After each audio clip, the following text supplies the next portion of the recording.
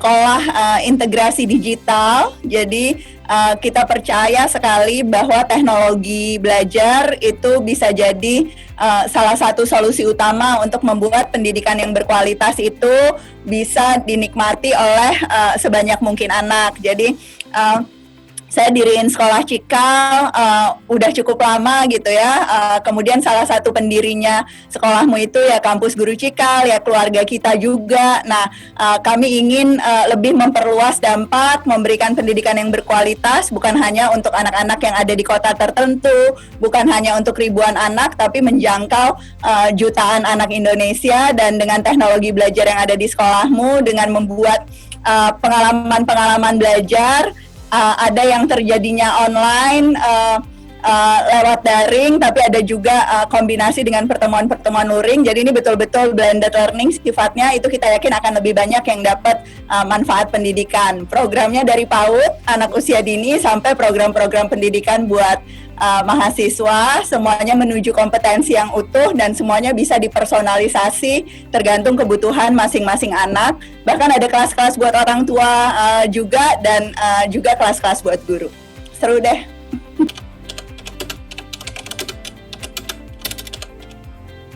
Keluarga kita itu, tadi juga seperti disebut sama Bu Ella, kita organisasi pendidikan keluarga, jadi memang fokusnya di pendidikan keluarga itu gitu ya. Program keluarga kita, basically kita punya kurikulum pengasuhan gitu, dan kemudian kita punya jaringan orang tua penggerak gitu ya. Jadi program keluarga kita yang paling seru dan berjalan sejak lama, mungkin teman-teman juga sebagian nih kayaknya kalau dari nama-nama teman-teman yang hadir hari ini banyak sekali. Halo semuanya teman-teman Rangkul yang ada hari ini gitu ya. Jadi ada yang namanya Rangkul, Mbak Anin, relawan keluarga kita. Jadi itu orang tua sebagai penggerak orang tua lain gitu ya. Jadi ikut pelatihan gitu ya, dapat kurikulumnya keluarga kita, terus habis itu membagikan ke orang tua lain gitu. Nah ini sekalian ya, kebetulan tuh sekarang lagi dibuka rekrutmennya gitu. Nah ini tuh yang jalur publik ini biasanya yang paling seru, itu tuh rekrutmennya cuma setahun sekali nih. Jadi kesempatan buat teman-teman yang kepengen jadi Rangkul gitu ya, yang suka, yang tipe suka kegiatan kerelawanan gitu ya, yang selalu masuk tim lo lagi di berbagai kegiatan, karena senang aktif-aktif dan peduli gitu ya sebetulnya. Jadi bisa bergabung jadi Rangkul. Cara daftarnya lihat di sosmednya @keluargakita.id.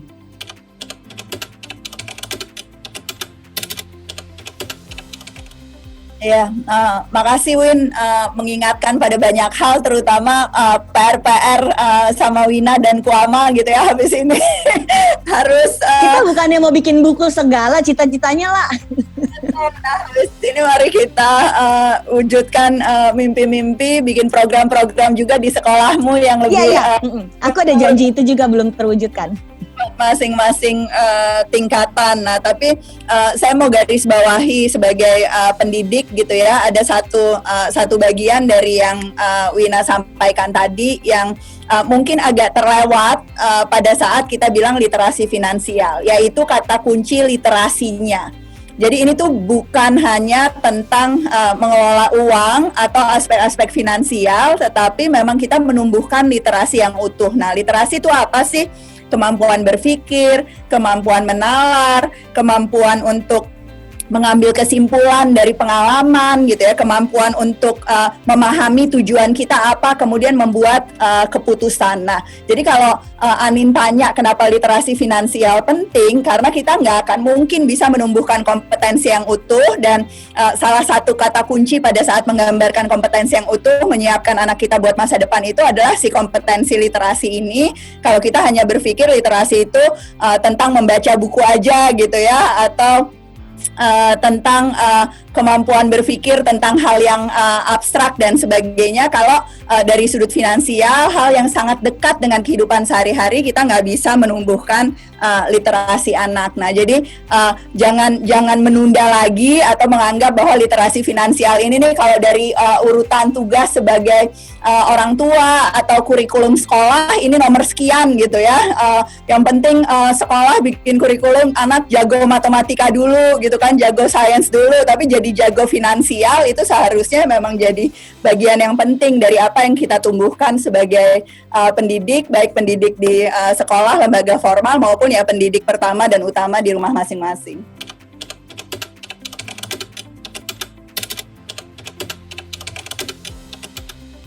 Biasanya kalau literasi finansial itu kalau dari sudut pandang orang tua ya Mbak, itu tuh sebasic punya kesepakatan misalnya gitu kan, kayak apa yang oke dan nggak oke gitu, tapi bukan cuman sekadar tahu apa yang boleh dan nggak boleh gitu. Jadi anak-anak juga diajak ngobrol gitu ya, atau diajak mikir kenapa sih yang ini boleh dan kenapa nggak boleh gitu. Kebanyakan kesepakatan yang dibikin sama orang tua tuh sesimpel ya pokoknya nggak boleh aja gitu ya. Jadi hanya sudut pandang orang tua, sehingga anak nggak tahu kenapa sih nggak boleh, kenapa boleh gitu.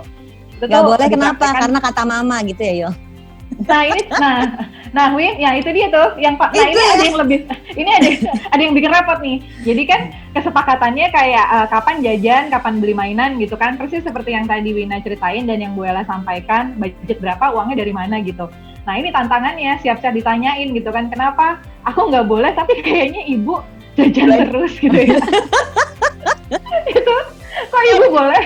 Beda ya, budgetnya beda, alokasi berbeda.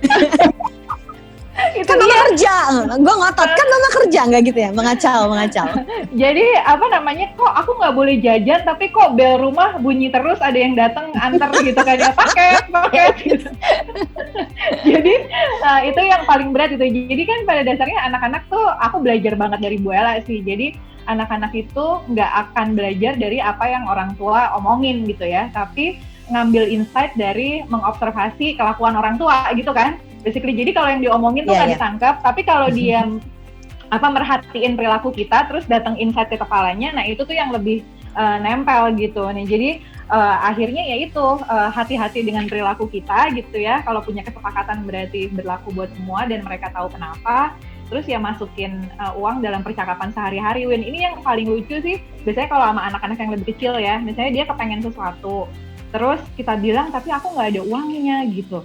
Uangnya buat apa? Terus udah gitu, kok habis gitu? Tadi kayaknya ada kan, bisa ambil di ATM, sama kayak Denny tadi gitu kan bisa ambil di ATM. Iya tadi aku ambil gitu, tapi aku beliin bensin. Soalnya kan kalau buat pergi itu kita pakai bensin gitu. Jadi ada juga kebutuhan-kebutuhan yang anak tuh nggak lihat gitu, dia nggak bisa lihat secara kasat mata, tapi itu untuk kebutuhan dia juga. Jadi akhirnya kita bahas tuh ya kan, uangnya tuh buat apa aja. Ada yang buat mereka juga gitu ya, bukan kayaknya kan mereka mikirnya gini, kalau ibu boleh, kalau aku nggak boleh. Emang ada uang ibu yang dipakai tapi nggak buat, tapi buat aku juga, tapi aku nggak ngerasa aku dapet itu gitu. Jadi ya akhirnya yang Wina bahas tadi itu tuh bukan dalam sebuah sesi, mari kita bercakap-cakap tentang uang gitu, tapi diomongin dalam keseharian ya. Iya, dalam keseharian, terus dibahas lagi, ini dapat dari mana. Jadi bukan bikin seminar di rumah, sini mama mau kuliah tentang keuangan, nggak gitu.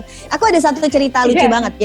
Jadi waktu anak-anak kecil itu, anakku yang besar tuh seneng banget makan sushi, walaupun cuma tamago ya. Kalau cuma mau telur dadar aja di rumah kan ada. Salah siapa? Salah ibunya, karena kita yang ngajakin dia ke restoran sushi. Jadi pergi, ini zaman sebelum pandemi, waktu masih kecil, pergi ke restoran sushi. Dan zaman dulu itu dia suka banget, lokasinya ada di Pondok Indah Mall. Terus waktu mau pergi ke Pondok Indah Mall, dia tanya, kita boleh makan sushi nggak? Sekali-sekali kita ajak dia nggak ke situ deh gitu ya. Mas, Mama sama Ayah lagi nggak ada uang, jadi kita makannya di food court aja ya, gitu kan. Ada juga restoran yang kamu suka di food court. Terus dia sepakat kan, udah kesepakatan dong. Oke, nggak apa-apa, aku nggak apa-apa, katanya gitu. Salahnya adalah kami naik eskalator menuju si food court yang melalui si restoran sushi. Dan restoran sushi itu seperti biasa, antrinya panjang mengular. Komentar anak ini ya, ayah sepertinya kurang kerja keras. Lihat tuh orang-orang bisa ngantri di situ, berarti mereka kerja keras, ayah kurang, katanya gitu. Ya salah lagi, bohong soalnya sama anaknya gitu loh. Nah hal-hal kayak gini yang menurut aku tuh kita salah, tidak konsisten sama omongan gitu. Jadi nggak bisa sesederhana aku lagi nggak punya duit, nggak bisa sesederhana ngomong kayak gitu karena itu bohong. Iya benar banget, itu kejadian banget juga sih Mbak. Kalau misalnya anak-anak kan terutama gini ya, aku juga pengen tahu nih menurut Mbak Ella sama Mbak Yulia gimana. Misalnya anak-anak udah dapat uang THR nih, terus tiba-tiba mereka want something gitu. Tapi menurut kita tuh sebenarnya misalnya harganya terlalu mahal, terus jadinya kayaknya nggak worth it sebenarnya gitu kan. Terus akhirnya end up-nya kita bilang, jangan deh ibu nggak punya uang gitu kan. Nah, nggak apa-apa deh Bu, aku kan punya uang THR, aku bisa pakai uang itu. Nah loh. Dan gitu itu uang kan, dia. Iya, Dan makanya. itu uang dia. Nah, itu gimana gitu? Kalau menurut Mbak Ella, itu kan secara psikologis tuh sebenarnya kita harusnya gimana sih reaksi kita gitu tuh terhadap anak kita? Makannya tuh selalu jebakan mau cepat selesai sih. Dan ini Yulia bener. cerita. Karena kalau kita bicara uang, itu tuh sebetulnya kita bicara values kan. Kita tuh sebetulnya nggak lagi bilang ini mahal atau murah, karena ya definisi mahal atau murah itu bisa beda-beda antara tiap orang. Kita lagi nggak bilang kita nggak punya uang, tetapi memang kita nggak percaya bahwa kita harus mengalokasikan anggaran sebesar itu untuk sebuah barang gitu. Dan itu semua kembalinya ke nilai-nilai apa sih yang sebetulnya mau kita ajarkan, nilai-nilai apa yang mau kita praktekkan. Nah, tapi orang tuh sering lupa ini nih. Jadi ngasih jawabannya tuh jawaban yang pendek-pendek, pokoknya supaya ngerti selesai masalah pada saat ini. Karena tentu ngajarin values, ngajarin nilai itu nggak bisa cuma dari satu percakapan, nggak bisa cuma dari satu kejadian, tapi harus terus-menerus. Nah, ini yang tadi Yulia juga bilang soal konsistensi. Karena yang kita ajarin values, maka jadi penting banget untuk konsisten. Kalau enggak kita juga sending mixed message gitu kan, kadang boleh kadang enggak, kadang budgetnya ada, kerjaannya tetap sama gitu ya misalnya, tapi kadang tiba-tiba uangnya ada, tiba-tiba enggak, karena anak nggak tahu alasan dibalik keputusan-keputusan finansial kita sendiri ataupun keputusan-keputusan finansial di keluarga. Nah, jadi itu ingat selalu kayak tujuan jangka panjangnya apa, dan ya apa yang kita lakukan itulah yang menggambarkan apa yang kita percaya atau values di dalam keluarga ini. Oke, jadi values itu nomor 1 ya Mbak ya, biar gimana pun juga ujung-ujungnya mau masalah apapun dan uang gitu ya, tetap ujung-ujungnya kita ke values. Nah, ngomongin tadi Mbak Ella nyinggung sedikit tentang tujuan gitu. Kalau aku jadi keinget nih Mbak Wina, kita akan selalu ngomongin apapun kembali ke tujuan finansial gitu ya. Menurut apa perlu kita ceritain dari sekarang sebenarnya, kan di QM tuh selalu semua balik pada tujuan finansial yang selalu kita ingin capai gitu. Nah, berarti mulai dari masa yang kecil ini anak-anak dengan tumbuh kembangnya mereka, apakah sudah mulai harus diceritain tujuan finansialnya? Mungkin Mbak Wina bisa ceritain nggak? Aku pernah ada pengalaman waktu biasa saya kelinci percobaannya kan Mas Azra ya. dia waktu itu senang banget main Lego gitu. Nah, Legonya yang set mahal gitu. Dan tahu itu harganya mahal karena dia terbiasa untuk mengelola THR lebarannya, uang angpau lebarannya. Kita punya kebiasaan THR lebarannya itu harus dibagi, berapa yang mau ditabung, berapa yang mau dibelanjain, dan berapa yang mau disedekahin. Jadi dia tahu kalau misalnya dia dapat 200.000, misalnya 100.000 yang boleh dia belanjain. Jadi dia bisa ngukur nih, kira-kira nih aku akan dapat berapa tahun ini. Jadi inget banget sebelum lebaran, kalau pergi ke mall memang kami nggak ada kebiasaan pergi ke mall untuk beli mainan. Tapi pergi ke mall dia akan minta, ke toko yang itu dong, mau apa? Mau lihat Lego. Oke. Terus nanti dia cek harganya berapa. Ke toko yang itu lagi dong Mbak, mau lihat apa? Kan tadi udah lihat, aku lagi catat harganya. Jadi karena kebiasaannya, dan itu nggak tiba-tiba ya, itu terbangun setelah beberapa tahun. Waktu pertama kali dapat THR lebaran dan boleh dibelanja, itu benar-benar kayak orang yang dilepas dari kandang, semua mau dibeli gitu. Tapi udah lewat berapa tahun tuh jadi, tunggu dulu sayang uangnya gitu. Begitu dia lihat harga itu, dia udah ngerti itu ternyata butuh uangnya lebih banyak, dia ngukur. Sampai akhirnya dia bisa sampai ke kesimpulan, nanti kalau udah lebaran, aku punya THR lebaran, tolong antar aku ke toko yang itu ya, karena yang itu beda harganya sekian ribu dibanding toko yang satu lagi. Sampai dia punya pengamatan kayak begitu. Tentu saja artinya sekarang ketika anaknya udah umur 18, berarti kan harusnya aku yang harus agak mundur dan dia mau beli apa aja pakai uang dia, terserah dia dong gitu. Nah itu yang sebenarnya lebih susah untuk dihadapi sih. Kalau soal menentukan tujuan di keluarga gue gampang, yang susah itu adalah ibu bapaknya harus step back. Mundur mama, mundur. Tapi Mas Azra kayak lebih mindful ya Mbak, lebih bisa milih-milih dan mikir gitu. Style yang beda aja sih Nin kayaknya. Jadi kalau kasus sama adiknya tuh pernah dia waktu kecil pengen sekali boneka yang harganya sangat mahal dan THR lebarannya nggak cukup. Terus dia nego. Boleh nggak uang ulang tahunnya aku ambil sekarang terus aku pakai untuk beli boneka itu karena dia tahu kalau dari uang ulang tahun harusnya cukup. Upfront. Jadi dapat advance loh. Oke, boleh, tapi nanti ulang tahun gak dapat apa-apa lagi ya. Terus dia dengan wajah yang berat tuh, oke. Ketemu Eyangnya dia langsung, Eyang tolong kalau aku ulang tahun tolong dikasih hadiah ya. Soalnya dari ayah sama mama gak akan dikasih hadiah lagi, dia bilang gitu. Tapi jadi itu membuat anaknya bereksplorasi soal uang dan mengambil keputusan itu kan belum tentu selalu benar. Kadang-kadang ada salah. Bukankah lebih baik ambil kesalahan kecil-kecil dan belajar dari situ daripada nanti udah dewasa bikin kesalahan yang fatal dan sulit untuk membenahinya.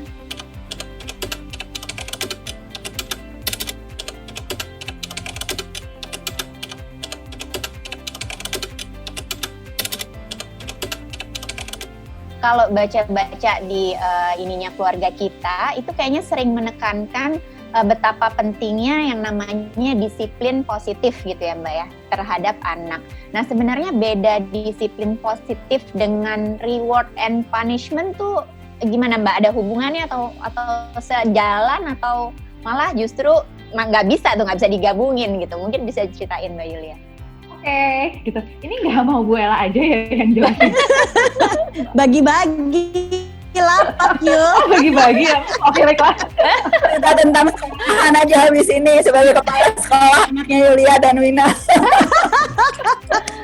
Oke, jadi Mbak Anin, iya beda banget disiplin positif sama reward and punishment itu justru bertolak belakang gitu. Kalau di disiplin positif itu, aku balik, kalau di reward and punishment itu artinya kita menggunakan motivasi eksternal buat pendorong perilaku gitu kan. Sementara di disiplin positif kita menggunakan motivasi internal. Jadi kalau reward punishment kan itu faktor yang ada di luar diri anak gitu kan, supaya dia mau melakukan sesuatu gitu. Jadi ya yang udah pasti kita nggak menggunakan uang tuh untuk mendorong perilaku anak. Jadi misalnya apa yang sederhana ya, mungkin cuci piring gitu. Misalnya kamu cuci piring ya, nanti kamu dapat 10.000, nanti nyiram tanaman 20.000 gitu ya misalnya gitu. Nah itu tuh tidak dalam disiplin positif kita tidak menerapkan hal-hal itu gitu ya, karena itu jadinya menggunakan uang sebagai motivasi eksternal untuk mendorong perilaku anak gitu. Kenapa aku cuci piring gitu ya, itu dibahas gitu. Ya cuci piring, kamu cuci piring karena kamu kan pakai piringnya. Kamu sekalian cuciin piring aku sama ayah sama adik gitu. Karena kan kita bagi-bagi tugas nih di rumah ini gitu kan. Dan kemudian anak terbiasa melakukan itu dan dia achieve sesuatu gitu. Nah nanti tuh nikmat dari bisa melakukan sesuatu, achieve sesuatu gitu ya, itu yang dinamakan motivasi internal gitu.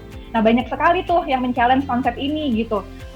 Emang bisa anak-anak digituin? Bukannya mendingan reward and punishment dulu, terus nanti kalau udah gedean gitu ya baru pakai motivasi internal, nanti kan lama-lama mereka paham gitu.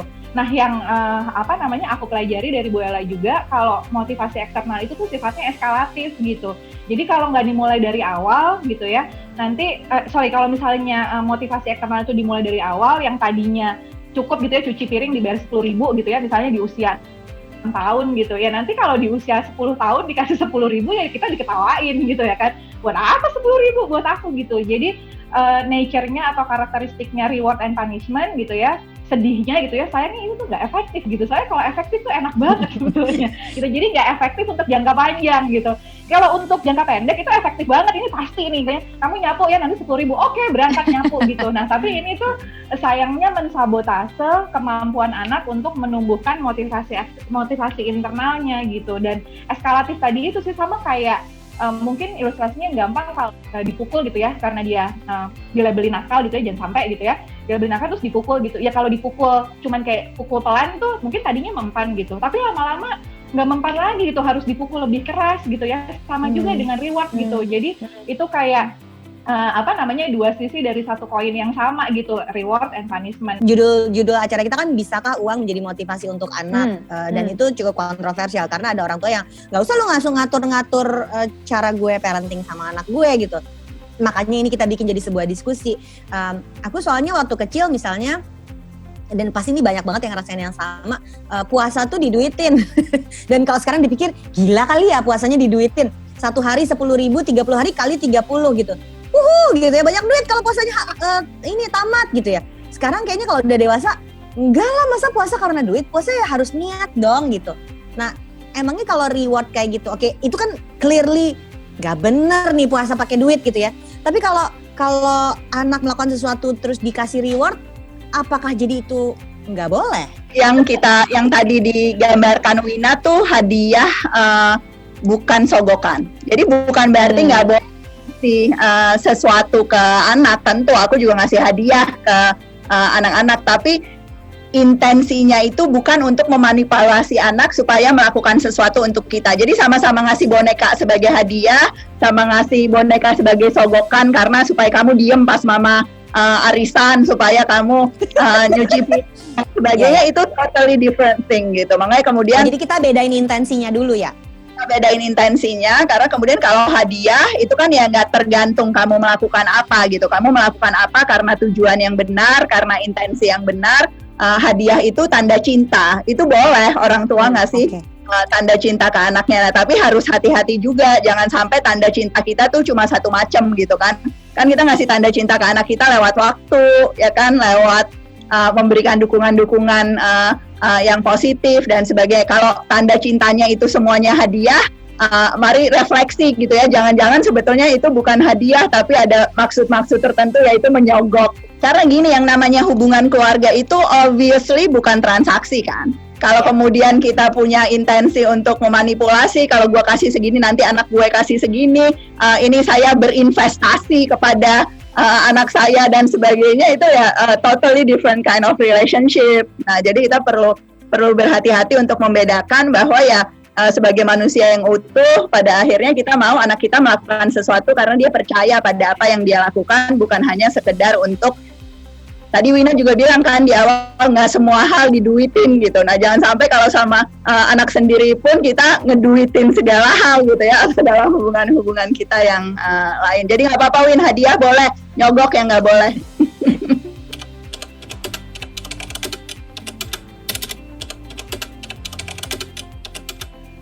Di keluarga kita tuh punya program khusus teknik disiplin positif di sekolah.mu. Jadi kalau diceritain di sini ini pasti kan ngobrolnya 3 jam kayaknya nggak selesai gitu. Tapi kalau di sana tuh lengkap gitu ya materinya, jadi bisa langsung dipelajari dan bisa dipraktekin. Nah, kalau untuk anak balita atau untuk anak-anak yang lebih kecil, biasanya disiplin positif itu kalau kita orang tua mulainya tuh dari 2 sih, punya kesepakatan sama punya rutinitas gitu. Jadi mereka mendevelop disiplin positifnya tuh lewat 2 hal itu gitu. Jadi ya rutinitasnya ya mungkin kalau terkait uang kayak udah bersepakat kalau jajan itu misalnya sesimpel hari Senin sama Rabu misalnya gitu. Terus yang boleh dibeli itu apa dan apa gitu ya. Rutinitas itu tuh dibangun ya lama-lama mereka mungkin awalnya tuh susah ya, pasti ada tuh acara guling-guling di lantai Indomaret, Alfamaret gitu ya misalnya. Tapi dengan disiplin positif tuh mereka dengan rutinitas gitu ya, dengan kesepakatan gitu ya, mereka tahu gitu. Mereka akan sampai di poin di mana guling-guling itu tuh ibu cuman akan ikut berempati sama mereka gitu ya. Aku tahu sih nggak enak banget, nggak boleh jajan, itu kamu sedih ya gitu kan ya. Iya, jadi aku boleh beli nggak? Enggak gitu ya. Jadi konsisten tapi juga di saat yang bersamaan memahami betapa nggak enaknya nggak bisa ngedapetin apa yang dipengen gitu ya. Itu tuh lama-lama akan menumbuhkan pola disiplinnya. Ini nih ya karena aku alhamdulillah dapat rezeki belajar disiplin positif sejak anak-anakku kecil gitu ya. Mungkin di awal-awal tuh rasanya gini, ini kapan berhasilnya ya gitu ya. Ini kapan berhasilnya gitu, kok kayak kalah terus sama anaknya nangis terus gitu. Masih aja nangis gitu. Itu kan ada fase tahap perkembangan ya. Jadi faktornya tuh bukan karena mereka nggak dikasih aja, emang mereka ada di fase misalnya emang tantrum di usia-usia tertentu gitu kan. Dan akan menegosiasi terus dan akan mencoba mempengaruhi kita terus gitu ya. Ada power struggle dan sebagainya. Tapi nanti kalau anaknya udah lebih besar, itu tuh justru kalau mau kita curangin tuh mereka suka nolak sih. Contoh sederhana ya. Misalnya di rumah aku itu boleh makan mie instan tuh misalnya sebulan tuh cuma 2 kali gitu. Ya kan gitu. Nah ini nih yang gede yang udah 12 tahun, kalau aku ulik-ulik gitu yang kayak aku pengen impulsif, Kak makan yuk sudah gitu. Enggak kan bukan sekarang gitu. Yang nggak apa-apa, kamu ambil jatahnya yang minggu depan aja, itu dimajuin jadi sekarang. Nggak mau gitu. Itu tuh Mama gimana sih gitu? Rasanya aduh gimana sih? Konsistensi Mama. Iya gitu. Gitu atau mungkin kalau di iya dan kita banyak belajar disiplin positif kan dari Bu Ella ya gitu. Jadi kalau ibu-ibu tuh mana nih yang Bu Ella bilang katanya works gitu, kok nggak kelihatan hasilnya gitu ya kan gitu. Ya itu sabar. Tadi Betul. Jadi tantangannya tuh emang adalah ya karena itu nanti akan efektif untuk jangka panjang, pasti di usia-usia awal itu akan berat, tapi itu akan nempel sih gitu. Aku sih alhamdulillah ini ya true story ya, maksudnya bukan endorse. Justru itu yang penting Mbak, true story itu yang bisa ditiru gitu. Iya gitu, jadi emangnya setelah polanya terbentuk ya mereka merasa bahwa ini yang harus aku lakukan, aku kepengen begini karena aku tahu kenapa aku pengen begini gitu, jadi bukan ibu gitu ya, yang aku nggak mau, pokoknya aku maunya sesuai kesepakatan sebelumnya aja gitu.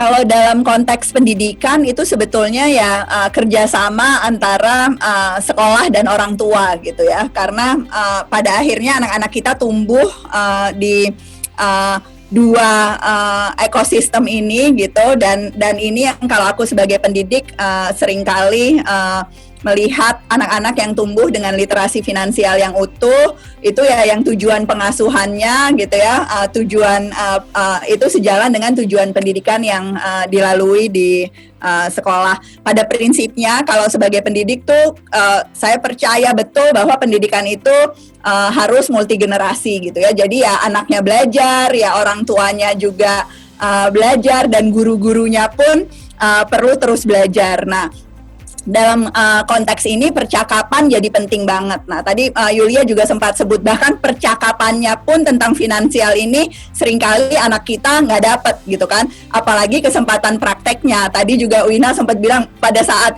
udah jago finansial pun, ahli literasi finansial, ngasih kesempatan ke anaknya tetap aja deg-degan gitu kan, tetap aja ada rasa khawatir dan sebagainya. Nah, ini juga jadi anak nggak dapat kesempatan percakapan, kemudian nggak dapat kesempatan untuk mempraktekkan hasil percakapan. Nah, ini yang saya ingin sekali kita berikan lebih banyak ke anak-anak kita. Kenapa? Karena literasi finansial ini juga pada akhirnya tuh bukan cuma tentang individu, pada akhirnya akan memengaruhi masyarakat. Tadi misalnya konsep berbagi, memberikan donasi, itu kan bukan cuma tentang individu bisa berbagi. Pada akhirnya kita ngomongin social justice di negara ini, itu semua munculnya dari perilaku-perilaku individu yang terbiasa berbagi, terbiasa berkontribusi gitu ya, mengambil tanggung jawab, uang ini bukan hanya milik saya, tetapi punya integritas untuk kemudian tahu gitu ya, seperti apa sih tanggung jawab kita sama-sama. Apalagi kalau dalam konteks berbagi, kalau di agama kan